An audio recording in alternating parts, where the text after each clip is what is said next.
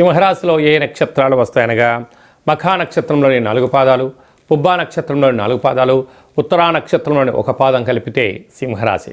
సింహరాశి యొక్క అధిపతి సూర్యభగవానుడు. 2వ స్థానంలో కేతువు, సప్తమంలో రాశాధిపతి శనితో కలిపి సంచారం చేయడం, అక్కడే బుధుడు సంచారం చేయడం వల్ల బుధాదిత్య రాజయోగంతో కూడుకున్నటువంటి సింహరాశి జాతకులు వీలైనంత వరకు ప్రేమకు దూరంగా ఉండండి.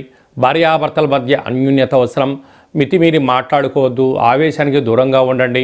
అలాగే విదేశాలకు వెళ్ళాలని మీ కోరిక చాలా మంచిదే, కానీ ప్రస్తుత కాలమాన ప్రకారంగా ఇది అంత సరైన సమయం కాదు అని చెప్పి గమనించగలగాలి. వీలైనంత వరకు ప్రభుత్వ అధికారులతో, పై అధికారులతో, అలాగా రాజకీయ భవిష్యత్తు వారితో, ధనవంతుడితో, అదృష్టవంతుడితో సింహరాశి జాతకులు పెట్టుకోకూడదు. కారణం ఏమిటనగా అదృష్టం వారి చెంత ఉండడం వల్ల మీరు ఫలానా అంటే కూడా మీపైన నిందలు మోపే పరిస్థితి చాలా